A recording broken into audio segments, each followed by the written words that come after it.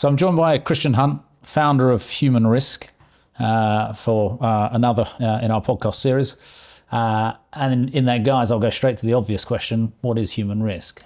Well, it's the name of my company, Ben, and thank you for having me, by the way. But it's also the risk that the company helps people mitigate. And I define human risk as the risk of people doing things they shouldn't or not doing things they should. So deliberately broad definition that covers everything from trying to stop people deliberately committing fraud through to somebody who's a bit tired of making a mistake. And it's looking at the totality of where might human decision making go wrong and how can we make it less likely that that happens. So it feels a large angle of that is about trust. And when I take trust, I'm going to instantly turn to your YouTube channel where I went to research human risk. And I saw the first thing I found was your video describing your company wasn't done by a human because you didn't trust yourself to get it right, or what's the mindset? No, that's just an experiment. So what I've used there is an AI avatar just to see what they could do. And I tried it out just to see, and I thought I'll just put it up there and see what reaction it gets. And normally you get exactly that reaction, which is, aren't you all about humans and why have you got artificial intelligence up there? And I think the answer is actually AI drives a lot of human risk now. If we look at what the technology is able to do, what that means for the careers that people have, the world is shifting and that's going to change who we are, how we react to it and the jobs that we do. So I think AI is highly relevant to humans and it's there. It's just a little bit of a sort of provocative thing. I think I will put myself back in at some point. Yeah. I mean, you haven't hidden away. There's plenty of videos that you are in, but I just thought it was interesting, the context of a human risk business being advertised by an AI avatar, especially in a time where we're seeing more and more AI content get produced and we're seeing more and more online that focuses in a different angle. Human capital, I guess, is what recruitment is more than anything, the provision of moving people around.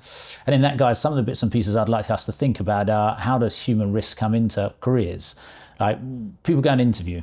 Is that the best way for someone to get a job? Do you trust that process?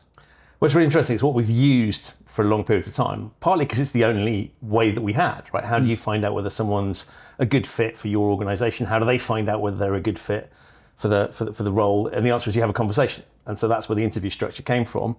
We know what goes wrong with interview processes in terms of they're often artificial.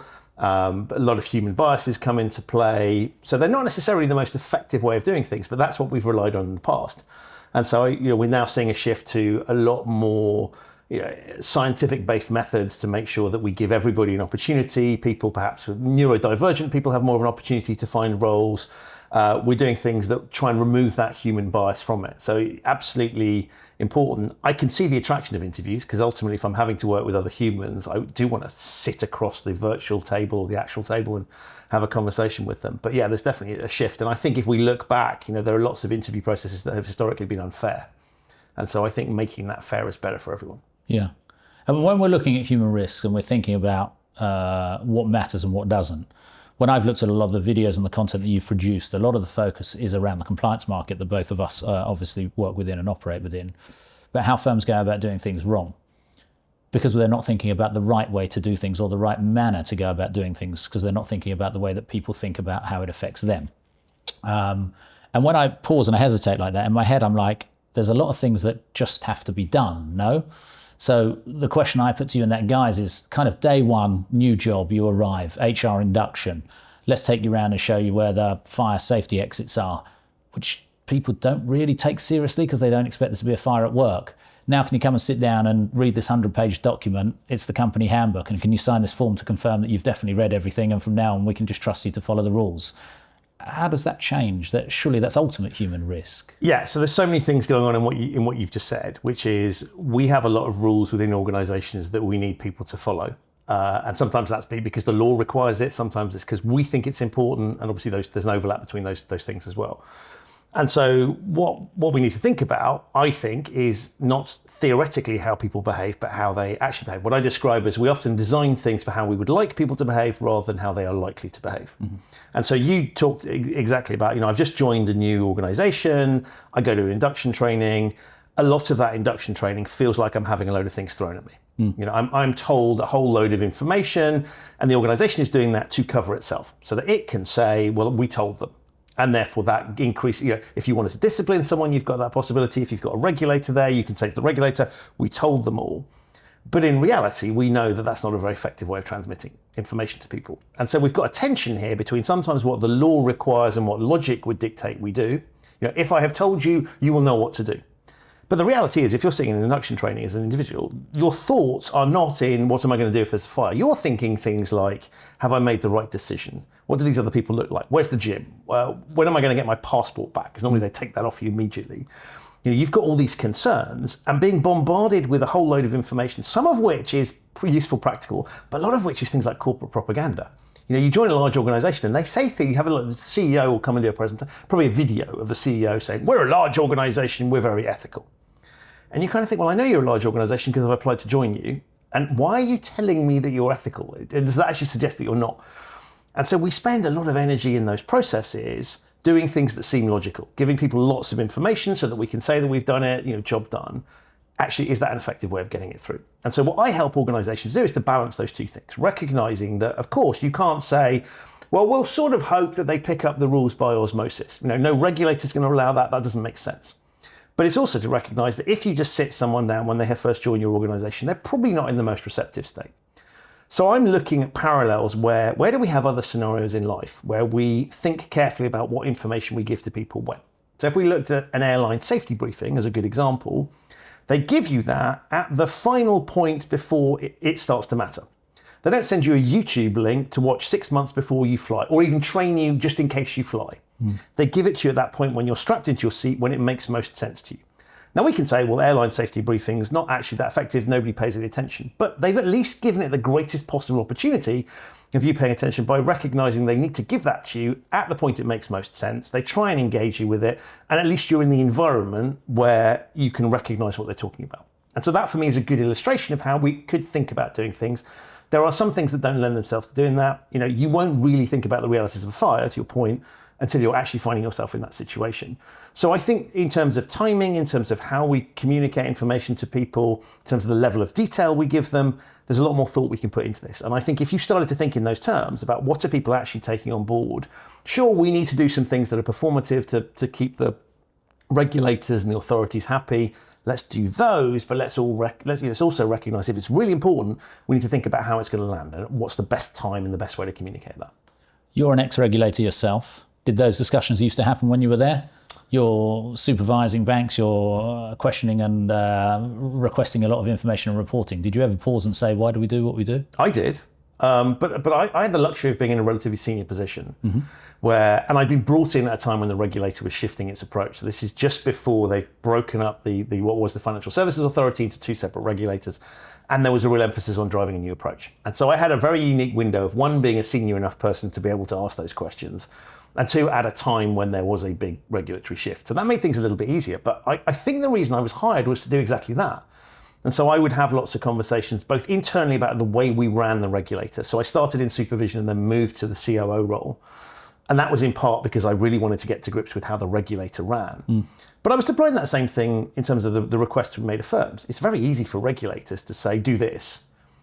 But actually, we should be thinking about, it's not, I always used to joke and sort of say, it's not a case of when we put a request into a firm, that the CEO goes to a file on the shelf or just prints a document out, job done. There's a whole army of people that are running around trying to answer that question, and a whole load of people trying to work out what the purpose of the question is as well. So you're unleashing a whole load of resources. Does that make sense? So I certainly did, but I'm not sure that every single person in the regulator is empowered to think in that way, and because that's quite tough, because that's challenging orthodoxy. Yeah. Do you think people think in that way? Full stop. It might sound silly, but one of the two things I reflect on. I remember speaking probably 18 months ago to a relative new buy-side head of compliance, right? I won't say the firm because I don't want to make question marks over anyone, right? Team of 4 working for them. Day one, right, let's speak to you, individual X. What do you do? I do the compliance monitoring. Okay, why do you do that? What do you mean, why do I do that? Why do you do that? Well, because the old boss told me to do that. No, but what's the point? What's the game? What's the organisational purpose? What do we gain from doing it? Why do you spend so much time doing it? Could we do it different? Could we do it a different? No idea at all. And they went around the team and they had those same conversations with everyone. And in context went, I don't feel I've got a great team because I don't feel anyone actually cares about the nitty gritty of why we do what we're doing. When I say I've got two parts to that, when I reflect back to when I started in my recruitment career, I went into a grad training scheme of 35 people and I sat in that room, and every time I got told anything, I went, why do we do that? Why do we do that? Why do we do that? And within 2 weeks, I was in disciplinaries getting told, like, can you keep your voice down? You keep questioning everything. Why don't you just listen to what we're trying to teach you? So how do we engage with people? How do we make sure we get the right people in the room in the first place? Or how does anyone learn if you can't ask questions, but if you don't ask questions, you don't go anywhere? Well, it's really interesting when you think about a compliance type role where the job is to challenge other people, right? So you're a control function. You've got to be able to ask interesting questions. And so I think if you're in that sort of role, being curious is a good thing. And I mean curious in the sense of inquisitive, not in the sense of strange. Although often the two things sort of sit together. Yeah. So for me, the important thing is I think we need to encourage people to be asking those questions. Because I often, it's almost like if anyone's got kids will know this, right? Where it's just sort of like, because I said so, is the place you go when you're fed up with silly questions, right? Just do this. And I think we get, at some point, as very young kids, we're allowed to explore the world and do what we want. And then society sort of drums that out of us. And there are certain situations in which you're allowed to ask questions. In the classroom, the teacher does the teaching. You can ask some questions at the point at which questions are permitted. Ditto with lectures. There's always a question and answer session at the end of it. And so it's very controlled as to when we're allowed to be curious about what's happening.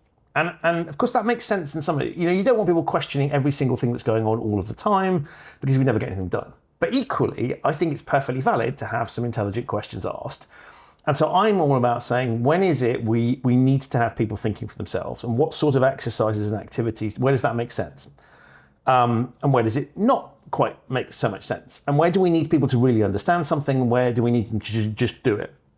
And of course, nobody likes being told what to do. So if you have too much of the just get on with this and do as you're told, that's not an engaging environment. But to your example of I've come in and I've asked all my members of staff why they're doing what they're doing, and the explanation they have given me is almost it's form over substance. Well, I would say to that, who's told them that? Somebody has created an environment where that is an acceptable answer. They haven't made it up for themselves, so somebody's trained them in that way. So I would almost be looking and saying, it's possible that you've got people that aren't capable of thinking in those terms, but we've all got that natural skill.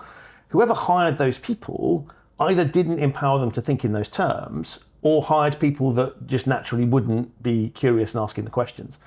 And so I'd be looking to say, we need to shift the environment, right? You're absolutely right, is if you've got an environment where people are not asking good questions, that doesn't take us any further forward. And particularly when we're in a world where everything's changing, things that might have made sense in the past don't necessarily make sense in the present, and may not in the future. When we look at things like technology and social trends, we need to be constantly challenging. And so I think it's really unhealthy to have environments where challenge is stifled. And we can see that in the world of politics. We can see lots of environments where people are not allowed to speak up. That generally doesn't end well. Yeah, I guess the problem in a working environment is there isn't the ability for flexibility for people to fail, if that's the right way for me to phrase this. I'm just thinking, you referenced teaching children. I've got a young daughter. She's learning about the world. She's just learnt to walk. She's just starting to run around. She climbs up on the bed. She goes charging to the far side and would happily just jump like a lemming, right? So I go charging around and I drop her and I stop. No, please don't, please don't, please don't, please don't. So now when I walk into a room, she just runs around going, no, because that's all Daddy says to her. But I don't have it in me to let her fail and fall off and hurt herself, which is the only way she's really going to learn how to actually interact with that, because she can't communicate with me.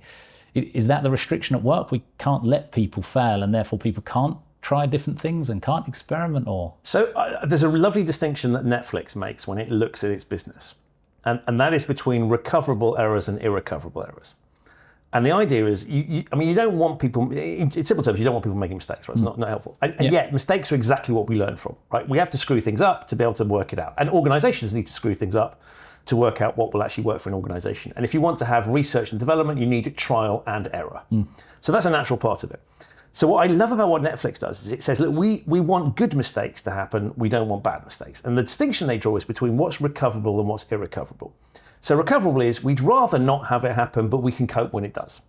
Irrecoverable is it is so bad that it is threatening the entire franchise or the entire business. So an irrecoverable error might be our systems go down for weeks on end, nobody can watch our videos, right? Or customer credit card data gets sprayed all over the internet.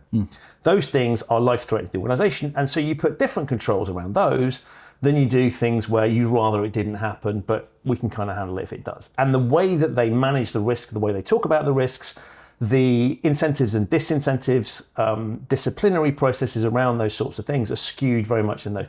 Now that's a very, very black and white way of looking at the world, right? Not everything neatly lends itself. But I think we can all recognize things where it's a good idea to have some experimentation. Marketing would be a good field where you would say, of course, you're going to need to test things out to see what works. Product development, software development, another thing. You might say, if you're working in a nuclear power station, well, probably less room for creativity. I don't want somebody going, oh, what happens if I press that button? Less room for creativity, a bit more control required. And yet we tend to approach these things in a very sort of linear way. So I think it's a really good idea to draw those distinctions. So if I used your daughter as a good example, jumping out the first or second floor window, really not a good idea. If she falls off a bed, is it the end of the world? And to start cycling, she's going to have to fall off the bike at some point. Otherwise, you're never going to learn how to do it. And so I think we can start to be a bit more intelligent about this. Now, I think one of the challenges when you're in something like compliance or risk management is that it's then going to be your job to start thinking about those things and working out the nuances. And obviously, it's not for you to decide. You need to work with the business to make that decision, to work out what the risk appetite in relation to these things are. And of course, what you've described beautifully there is you're combining the roles of risk appetite setter and kind of compliance and risk manager. And that's two separate roles in one. In a business, you can have people saying, well, these are the things that we really have to have happen. Go and work out how we do that. And then we can start to have a more nuanced approach. But that's really hard. And the reason lots of organizations don't do it is it's really difficult. And that's partly where my work's a bit challenging, because I'm proposing that we go there. That we actually think about these things and be realistic. Because otherwise, it's not just a negative, something might go wrong that we don't want to have happening. Something might not go right. We won't find these brilliant opportunities to improve things or to find new ways of doing things if we're not prepared to take risk. Yeah, I can see that. And I'm just thinking, just piecing bits and pieces together from what you've just referenced. So in essence, marketing is the solution to compliance issue at this point in time. Maybe I'm overstepping the mark here, but I'm just thinking back to some of the points you made and some of the different questions. You talked about airline safety. I'm lucky enough to have traveled a fair bit in my life. And I openly hold my hands up and admit I don't listen the vast bulk of the time when they're doing the same presentation that I think I've heard a number of times before. But on reflection, I remember getting on a British Airways flight with Chibadi G appearing on a video and a load of other celebrities. I probably couldn't name a load of them now, but I remember certainly it drew my attention. And I definitely paused and I definitely listened. And I definitely paid attention that time. Probably the next time I flew, but if I got on the flight tomorrow and the video was the same, I'd probably switch off again. So is it monotony? Is it marketing? Is it everything hand in hand? So if we looked at airline safety briefings, it's a really interesting thing, because on the one hand, you'd say, well, if you're a frequent flyer, you kind of know the fall, right? You know the environment, you know what you're doing. So on the one hand, that makes you safer. On the other hand, it makes you much more kind of, I don't need to pay attention, I know what I'm doing, potentially overconfident. And so there's an interesting balancing act there between a little bit of knowledge and a little bit of experience can be very useful. Too much of that, and you can lead to sort of arrogance or overconfidence in that space. And so they're trying to communicate to people like you that travel frequently, but you also have to bear in mind that on a plane, you might have someone who's never been on a plane before in their lives who needs to be told this for the first time. And they're having to cater for all of these different groups of people with one, they've got a few minutes in which to do that. Now, in an ideal world, what you would do is personalize this thing and go, okay, based on your profile, I know you've seen this 500 times before, so if I want to grab your attention, I'm going to have to do something you've never seen before. Find something that's interesting, engaging. Maybe you get the very, very abridged version. If you're someone that's never done this before, maybe the safety answer would actually be, you give them a half an hour brief, right? You really go into a huge amount of detail. Nobody's going to tolerate that because that's not fair. You need to go for the one-size-fits-all model. And so that's where the problem comes from that. But I think recognizing that and understanding that means you can hopefully try and design something that is as effective as possible. And recognizing that we can't have personalized videos on the plane is a good illustration of the challenges that we face with say, compliance. So I think what we need to be thinking about, and the emphasis I always place in the compliance program, is to say, compliance is the business of influencing human decision making. Now, why do I say that as opposed to talking about rules? Well, yes, of course, it's to make sure that the organization follows the rules it needs to follow. But the way that we get that to happen is we get individuals within the organization to do the things that we need them to do, not do the things that we don't. And so the task is to persuade people to behave in a particular way. Sometimes to slavishly follow a rule, sometimes to think before they do something. And so, because we can say to a website or a legal entity or a building, do this in order to get it to be compliant. But that won't happen. It's the people within the organization that will determine that. And so whenever something goes wrong in an organization, there's always a human component causing the problem or making it worse by the way they react or don't react to the situation. So if we're focusing on influencing people, it's a good idea to understand what drives people's decision-making, not what we would like to have drive people's decision-making, but what actually does. And then we can start to design things that are more likely to be effective. And that, to your point around marketing, is a marketing challenge. I have got to find a way to get into people's heads and to grab their attention.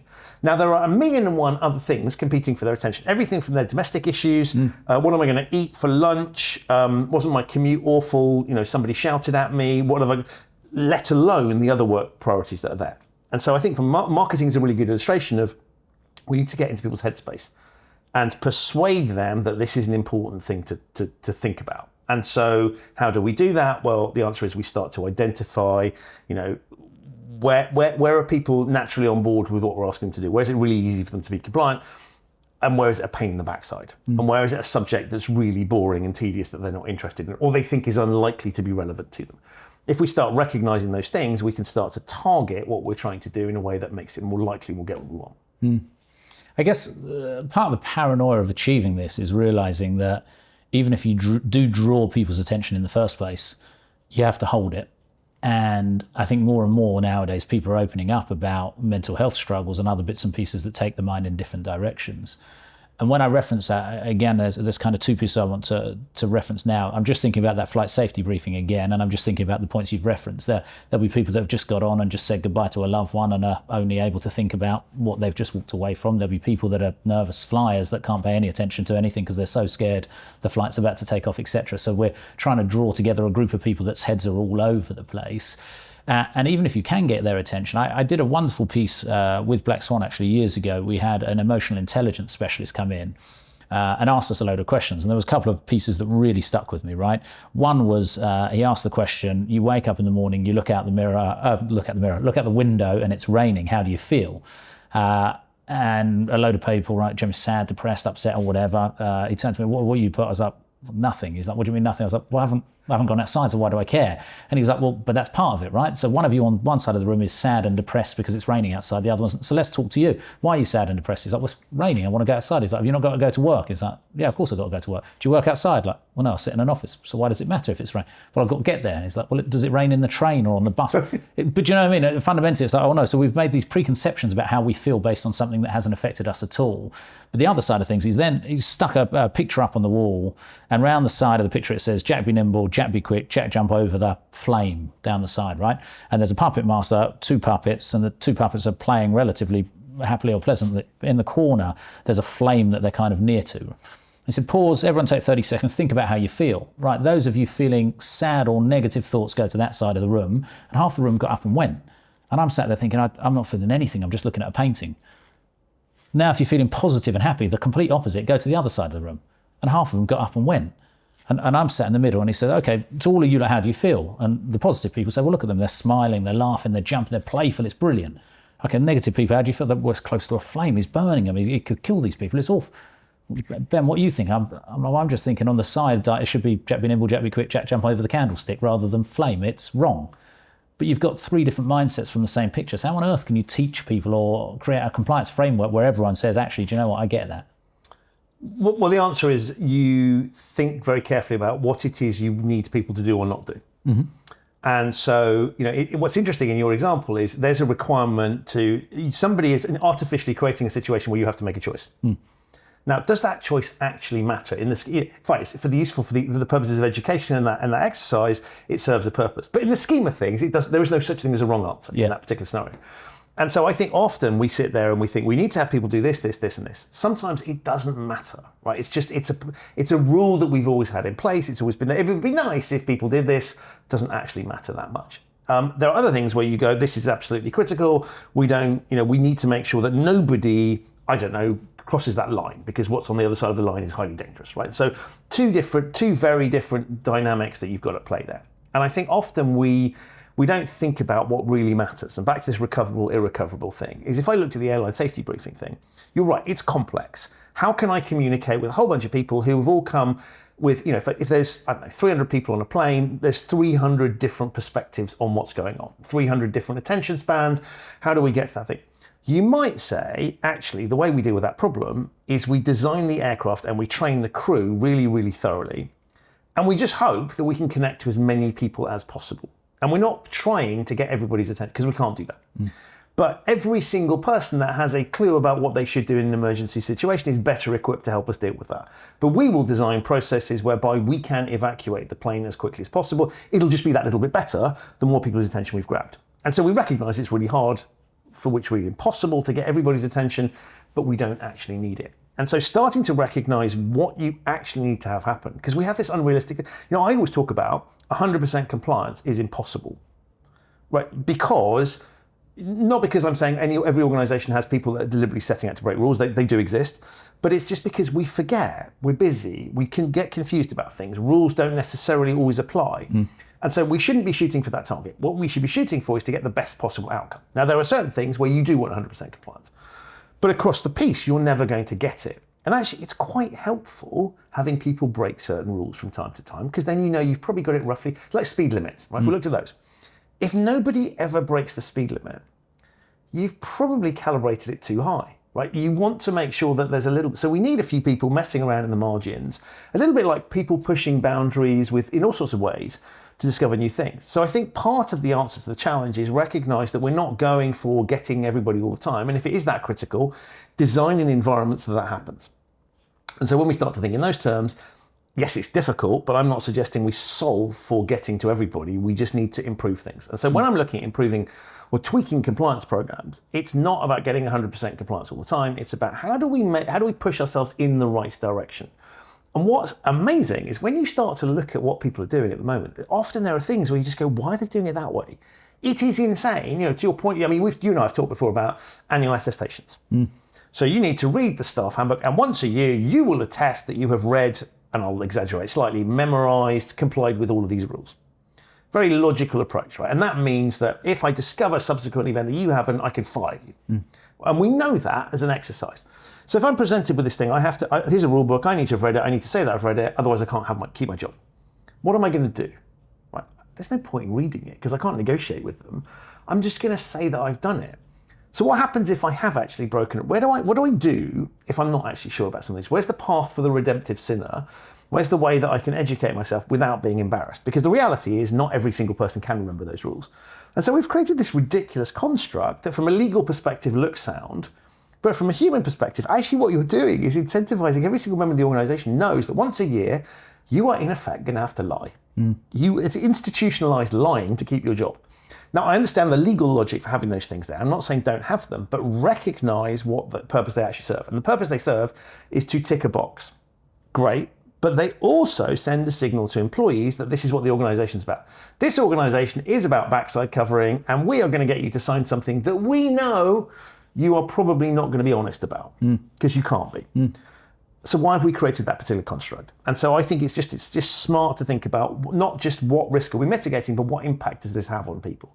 So if you got onto a plane and they didn't do a safety briefing, on the one hand, you might be delighted going, I've had enough of that crap, right? I don't want to listen to this anymore. On the other hand, you might be going, hold on a minute, they're not even doing a safety briefing. Like, what kind of airline is this? And so to a certain extent, a safety briefing serves a purpose not just of educating people, it also just sends a signal that we've thought about this stuff, right? We are going through the norms, and that's where I think for frequent flyers, actually having a safety briefing at all may serve a very different purpose. It might just be, okay, we're in this environment, there's some things, I sort of remember what was going on, but they look like they're taking this seriously, they're following the rules.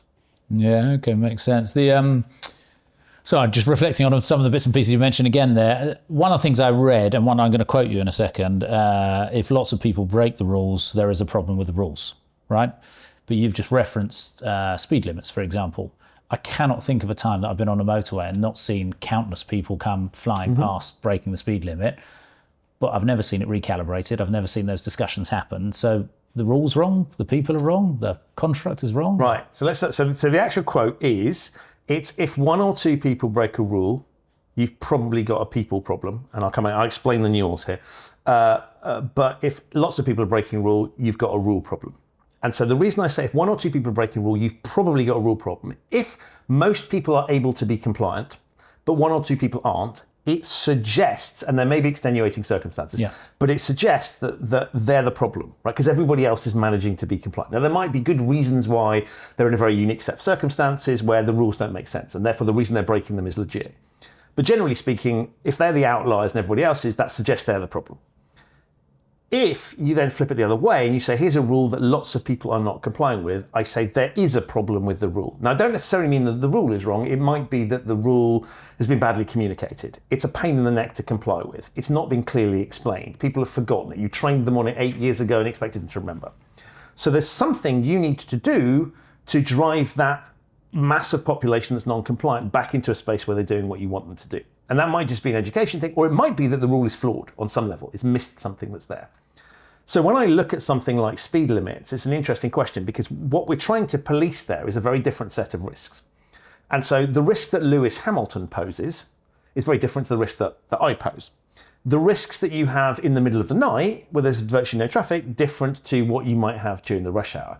The risks that you have outside of school, when there's kids running around, different to and so on and so forth. And we flex according to, if you look at some of those sort of variable speed limit things, we flex there according to risk.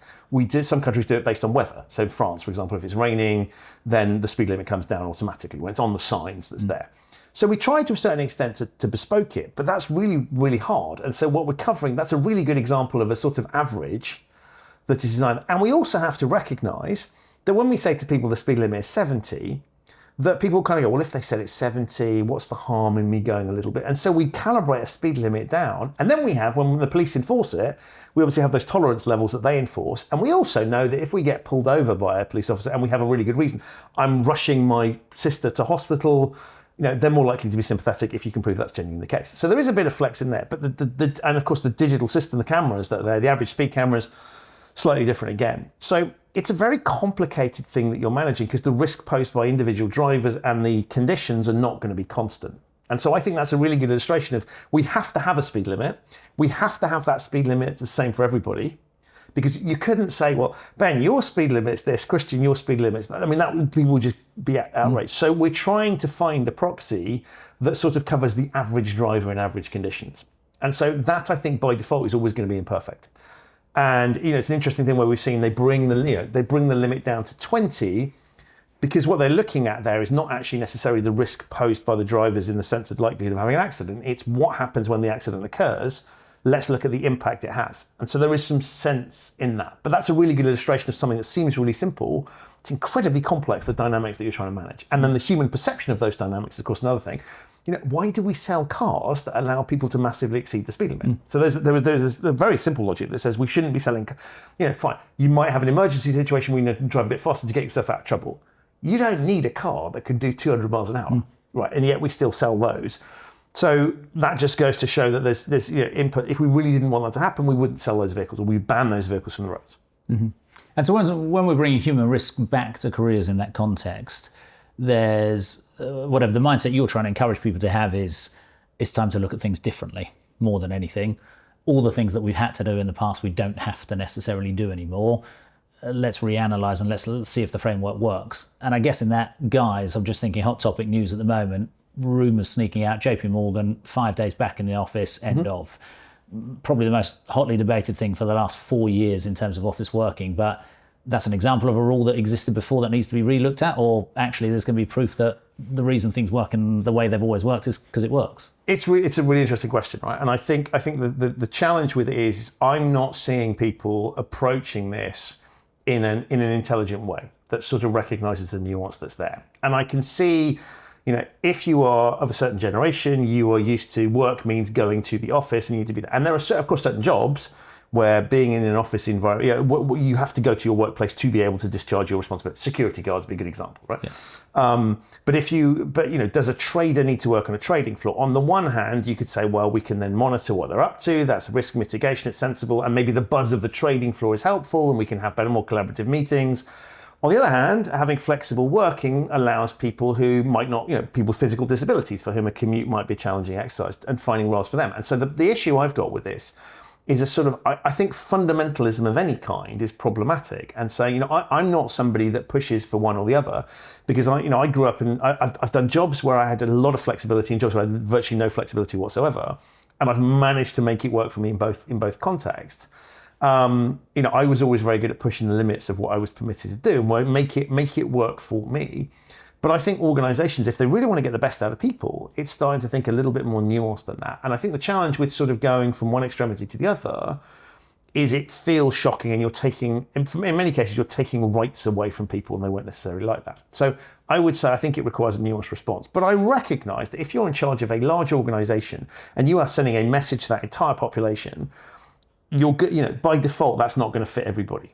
And so I think it's about being a little bit more intelligent. And maybe they're being really smart about it and saying, we'll have this basic principle and we will allow huge amounts of latitude within that. And so we'll start to recognize there are certain subsets of the population for whom we can allow this thing. Now, what you don't want to do is to say senior people can do what the hell they like because they're trusted. Junior people, you must come to the office. You need to balance those things out. And I recognize fully that if you're not clear about these things, you can end up with what feels like a lack of fairness. And so one of the, back to speed limits, the reason we have the speed limit is constant is everyone knows what it is. It's very, very clear. It applies to everybody. So these are some of the challenges that are there. I just feel like there's a lot of people out there who are pushing either the everybody needs to be completely flexible or the you must all return to the office. I think there's a middle ground there. What that is would depend on the individual organisation and the roles that are there. But this is really hard. It's eye-opening, especially working from a recruitment perspective. Our business, when COVID hit, emailed everyone, go home, right? We've never sent another email saying come back, but progressively all the sales individuals came back because they wanted to go and meet people, because that's what we do for a living. And a lot of the operational or admin teams haven't come back because they haven't had the need. And I think we've found our balance, if that makes sense. Now, as a partner of the business, you do push to see people because otherwise you feel disconnected to them. So the individual that does our bookkeeping, for example, I probably see once a year at the moment, and it feels very strange in that context to have that trust, but I'm lucky that I've worked with someone for a long time to achieve that. Having kids changes your foundations and principles on all of this, because both me and my wife want to work, and it's impossible. Like, if we both have to do 5 days in the office at the hours that we work, the amount of money we'd have to spend on childcare to make it work to both be able to achieve it is impossible. But I say it's impossible, people did it for generations. Right.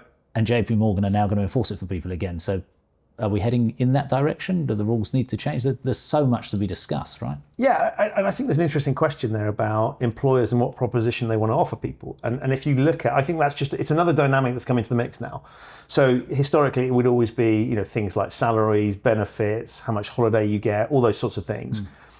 I think now you just add in that, what is the expectation of where you work and how that works. And I think that's another variable that comes into play. And so there will be, what their approach will do is it will be very appealing to certain people who like that. It will be very unappealing to others. And the question is the business benefiting from that push in that particular direction? Clearly they will have looked at this. So I whenever you see larger organizations making decisions along those lines, it is really easy to turn around and go, well, that's a bit stupid. I'm sure they've thought about it.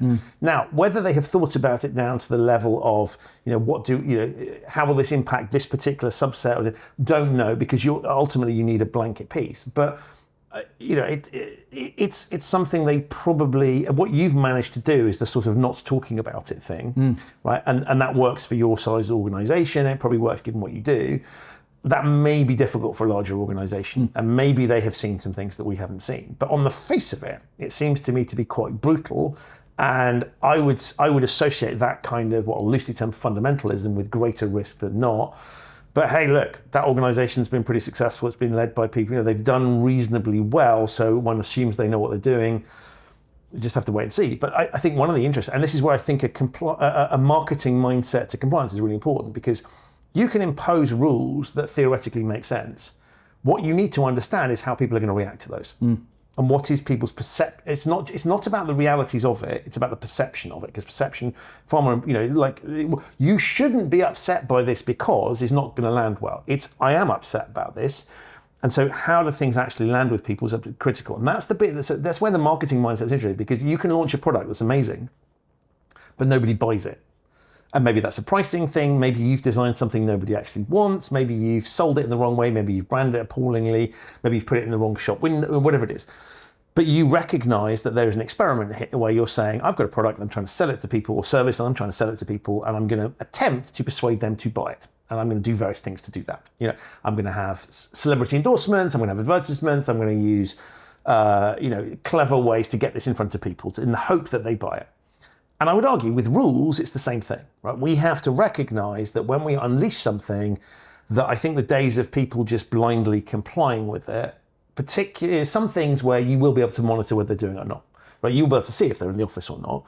But there's lots of other rules where actually it's a little bit harder to monitor, or you won't see it until after the event, and sometimes you need people's buy-in to do things. So recognizing that all of these things, rules feel like hard and fast things. We put the rule in place, job done. We are not dealing with Newtonian physics. We're dealing with people who will have a view on what you're asking them to do, and we need to recognize that it may not land in the way we wanted it to land, and that can have consequences. It's interesting. Final bits and pieces to bring it back. I'm just thinking careers again and behavioural science and stuff like that. Actually, even just having this chat, there's so many top-tier hedge funds and top-tier banks that run 12 to 18 rounds of interviews for people to get jobs. And for years, I've believed that it's focused around kind of having a culture where if one person says no, they're not good enough, right? You've got to convince 18 people, and if 18 people are yeses. And I've always personally believed that's kind of the human risk side of a manager basically wanted to say, if this person comes and fails, it wasn't just me that picked him, there was 18 of us that picked him. Actually, when I reflect on what you've talked about today, and when I reflect on rules and the industry and everything, I think it's more, have you got what it takes to deliver what we expect of you when you get here? Because if we make you come in on 19 separate occasions and you pull out during the process, you're probably not going to like the way we treat you once you're here, because expectation is this comes first and everything else comes second. So actually it's a learning process as to do I fit or not.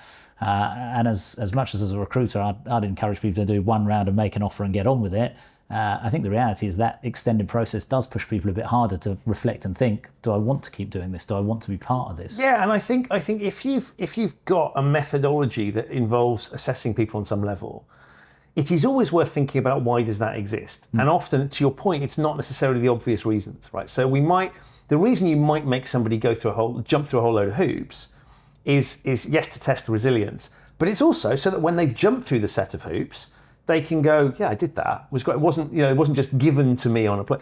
And that might be important for the status that's there. Now you're tying up a huge amount of resources in that process. And so I would just say, is that delivering the outcome that you want? But often the tactics are, let's put people through a particular process so that they can feel like they're going through a particular process.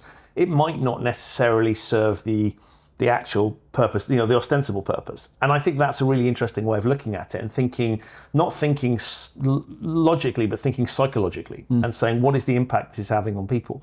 Now, sometimes processes have really bad impacts on people that we haven't thought about, that are really negative and are not helpful. And so we need to be careful not to assume that just because that's the way we've always done things, that it automatically makes sense. Because I often say, well, in a changing world, maybe the way we used to do things, and there's lots of practices that, when you and I were growing up that were sort of acceptable then, that you would sort of go, well, no, we should absolutely, let's get rid of that particular practice. But often there is method to the madness. So understanding that, and so I would be saying to people, let's not automatically assume that the way things have always been done is terrible. But if there's signs that it is and it's not suitable, then we should absolutely change. But equally, there may well be, opportunities to think about things differently and to not just do things because it's the way we've always done it. And that's the bit that's there. I think it's a case of really recognizing it. And it's really easy for humans. We all love routine. Keep doing the way things have always been done. There's no point in having diverse hires if you're just going to continue to do things the way you've always done. There's no chance of anything changing. And so the risk of those processes you've talked about is that you are going to, by default, end up hiring people that are very similar to the people that you've got in the organization. Now, that can be a great way of succeeding, but if you want different perspectives, if you don't want to be blindsided by changes, if your business needs to match the customer base that you're facing against, if you want new ways of radical thinking, if you want different perspectives, if you want challenge, then you are going to need that diverse population, at which point that process is probably designed to eliminate precisely that thing. And so, and again, the other thing I would say is that when you have rules and processes, there will always be what in medical terms is known as side effects. Now, side effects do not exist, right? It's a nonsense term for the stuff that happens that we didn't really want to have happen. So we call it a side effect. Drugs has these side effects. Well, that's no different to the effects. It's just ones that we didn't want, so we call it a side effect. I always say to people, whatever process you have in place, whatever rules you have, whatever communicate, there are going to be some unintended consequences and some downsides. And so we have to balance those two things out, recognizing we're unlikely to pick something that will 100% do what we want it to do. So what are the downsides and how can we mitigate those downsides, and keep an eye on those potential downsides when you've decided, because there isn't a perfect solution. You're going to have to pick one that's got flaws in it. So know what those flaws are likely to be, and then you can monitor for them and try and compensate for them. Yeah, well, the diversity and inclusion piece is so hot topic at the moment in our industry. And actually, one of the best things I've been told by someone is the belief that diversity is happening, but equity and inclusion aren't. And the definition they gave me was diversity is being invited to the party, equity is being invited to dance, and inclusion is being asked what music you'd like to dance to in the first place. Right. And we're getting as far as inviting people to the party, but we're not doing the next bits. And I think that's where ultimately the human risk then comes in, because people are joining and leaving again, and the stats head in the wrong direction because we're not actually embracing and engaging with the change that we're trying to make. And I think it's really, it's often there's the visual diversity is the key to the start point, but we need to think about cognitive diversity as well.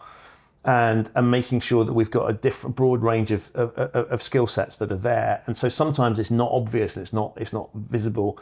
And I think also, you can't just say to people, do you feel included? Because actually we've seen examples of people that come into organizations that sort of fit in, that aren't truly able to be themselves. And so it's a case of thinking as well about, just because they say they feel included, are we getting the best out of those people? And of course, this is just really hard. Right? One of the reasons that we haven't historically been addressing these issues is it's difficult and it's challenging. And how do we even start with this stuff? But if we're going to get the best out of people, that's kind of where we need to go. So for me, as I look at the change, human risk is a very negative formulation, right? Which sort of says people pose a risk. How do we stop that from happening?